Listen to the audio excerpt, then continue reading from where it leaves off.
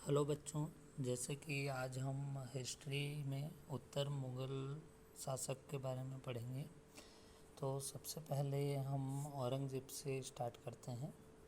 जैसे औरंगज़ेब जो कि मुग़ल वंश का अंतिम शासक माना जाएगा। इसके बाद औरंगज़ेब की जब मृत्यु होती है 1707 ईस्वी में, तो औरंगज़ेब के 5 पुत्र होते हैं। ओके, औरंगज़ेब के 5 पुत्र रहते हैं। इसमें औरंगज़ेब का जब मृत्यु होता है 1707 में, तो उनके पहले पुत्र का नाम रहता है मोहम्मद सुल्तान, और उसके दूसरे पुत्र का नाम रहता है अकबर,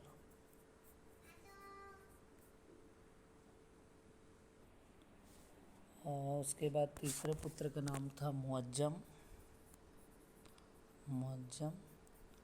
और चौथे पुत्र का नाम था आजम, और पांचवें पुत्र का नाम था कामबख्श। ओके, सो औरंगज़ेब के 5 पुत्र थे।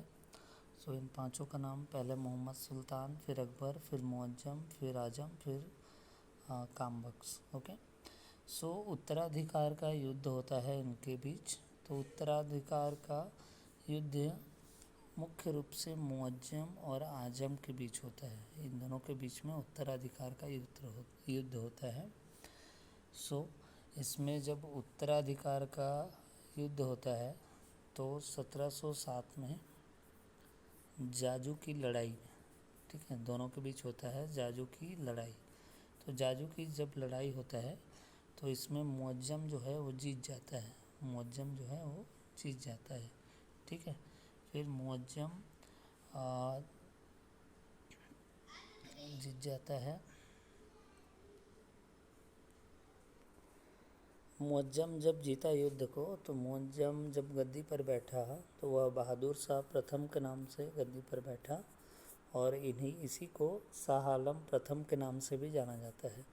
ओके, सो बहादुर शाह प्रथम के नाम से ये गद्दी पर बैठता है, और इसी को शाह आलम प्रथम भी बोला जाता है। ठीक है, सो अभी तक आप लोग को स्टोरी समझ में आ गया। औरंगज़ेब की मृत्यु हुई, 5 पुत्र थे, उसमें से 2 पुत्रों के बीच जाजू की लड़ाई होता है, उसमें मुअज्जम जीत जाता है, और बहादुर शाह प्रथम और शाह आलम प्रथम के नाम से गद्दी को संभालता है। ठीक है, सो यहाँ पर हम बोलेंगे कि उत्तर मुग़ल काल की शुरुआत हो जाती है। तो उत्तर मुग़ल काल का सबसे प्रथम शासक कौन है? बहादुर शाह जफ़र। ओके, हाँ, बहादुर शाह जफ़र नहीं, बहादुर शाह प्रथम। ओके, सो इसी को हम बोलते हैं मुअज्जम। इसी को मुअज्जम के नाम से भी जाना जाता है, जो कि औरंगज़ेब का पुत्र था, और इनको शाह ए बेखबर के नाम से भी जाना जाता है। शाह ए बेखबर के नाम से भी इनको जाना जाता है। ठीक है, और इनका सिख के साथ भी संबंध था। ठीक है, और ये मेल मिलाप की नीति अपनाते थे, मतलब सबके साथ अच्छा रहने का नीति अपनाते थे, मिलते थे सबसे। ठीक है, और इसके बाद इनका सिख के साथ भी अच्छा संबंध था, मतलब मेल मिलाप की नीति थी। बस इतना आपको जानना है। फिर बहादुर शाह प्रथम के बाद जहांदार शाह शासन संभालते हैं।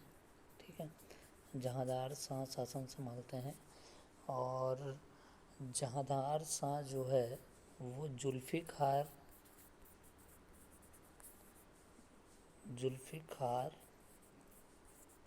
खां के प्रभाव में रहते हैं। मतलब इनके प्रभाव में ये जहांदार शाह रहते हैं। ठीक है, और ये लाल कुंवर नाम की एक कन्या है, उनके प्रभाव में भी आ जाते हैं।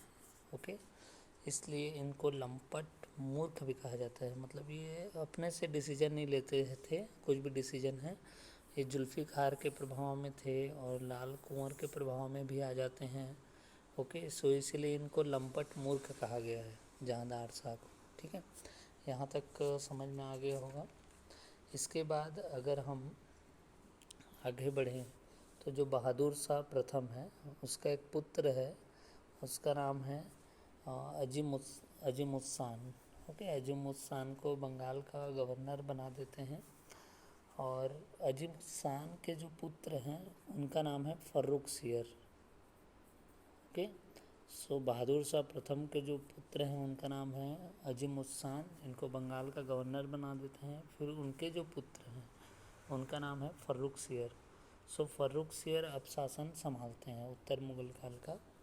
और फर्रुख सियर जो थे वो सैयद बंधुओं के प्रभाव में थे। ठीक है, सैयद बंधु में दो नाम आता है, पहला है हुसैन खान और दूसरा है अब्दुल्ला खां। ठीक है, दो जन का इसमें नाम आता है सैयद बंधु। बंधु मतलब भाई, दो भाई हुसैन खां और अब्दुल्ला खां, इन दोनों के प्रभाव में फर्रुख सियर रहते हैं। ठीक है, और ये बहुत सारे नीति भी अपनाते हैं, जैसे कुछ कुछ कर भी हटा देते हैं, जैसे जजिया कर, तीर्थ यात्रा कर, ये सबको हटा देते हैं ये। ठीक है, इसको भी आपको जानना है, ये दोनों कर को ये हटा देते हैं।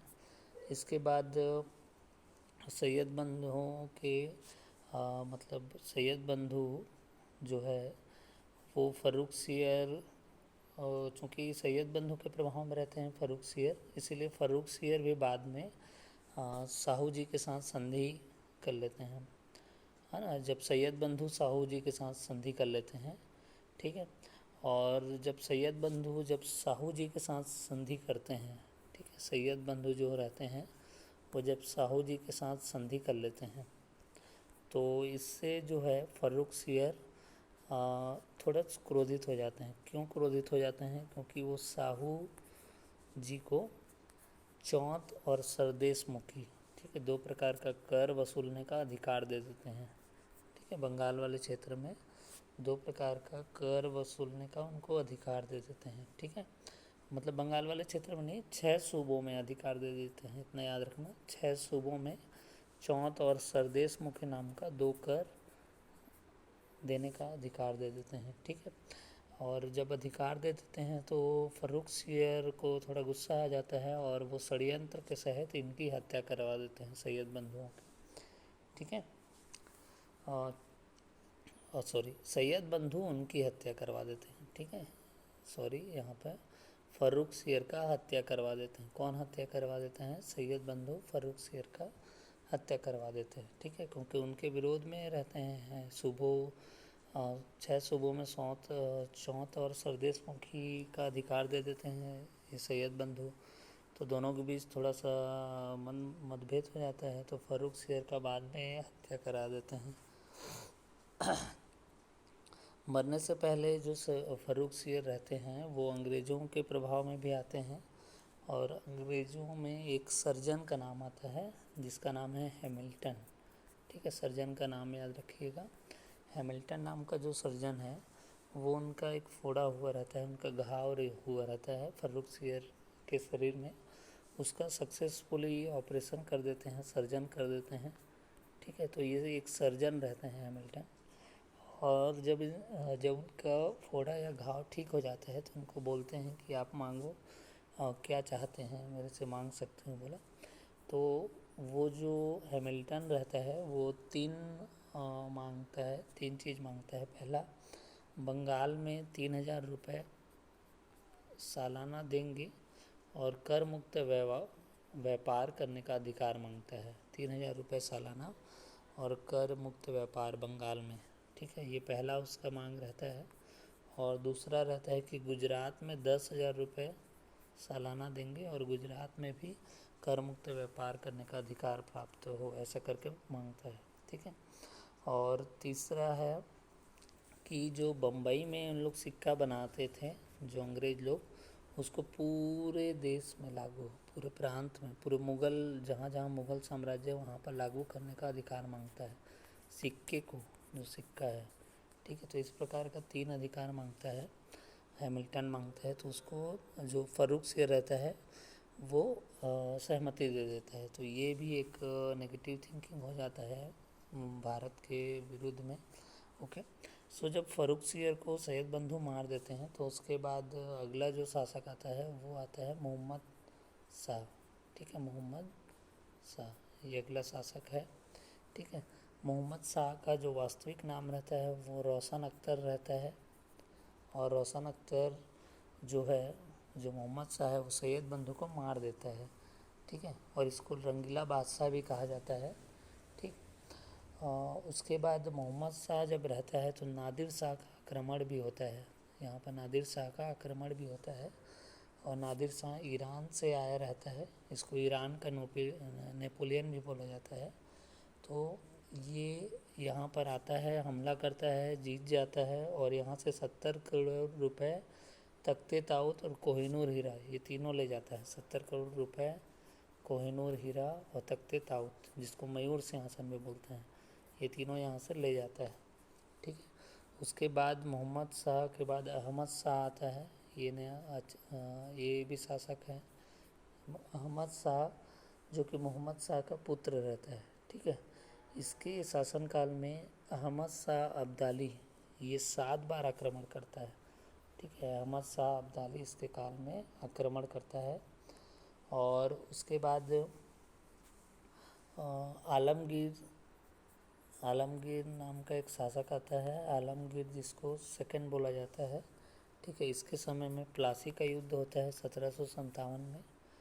फिर शाह आलम द्वितीय, ये अंतिम शाह आलम द्वितीय, नहीं अंतिम नहीं मानेंगे इनको, शाह आलम द्वितीय, इनके समय में बक्सर का युद्ध होता है। ठीक है, शाह आलम द्वितीय के काल में बक्सर का युद्ध होता है। और साथ में पानीपत का तृतीय युद्ध भी इसी के शासनकाल में होता है, शाह आलम द्वितीय के शासनकाल में। और उसके बाद शाह आलम द्वितीय के शासनकाल के बाद अकबर द्वितीय, ये अगला शासक है, अकबर द्वितीय। इन्होंने फूल महोत्सव का आरंभ करवाया रहता है दिल्ली में। और अंतिम शासक है बहादुर शाह द्वितीय, बहादुर शाह द्वितीय। ये जफ़र नाम से एक कविता भी लिखते हैं, इसलिए इसको जफ़र भी बोलते हैं। इनके समय में 1857 का क्रांति हुआ था। और इसके बाद बहादुर शाह द्वितीय को अंग्रेज भी परास्त कर देते हैं और अंग्रेज फिर इनको रंगून जेल में कैद करके रखते हैं। 1862 में इनका मृत्यु हो जाता है। इस प्रकार मुग़ल जो उत्तर मुग़ल काल है वो समाप्त हो जाता है।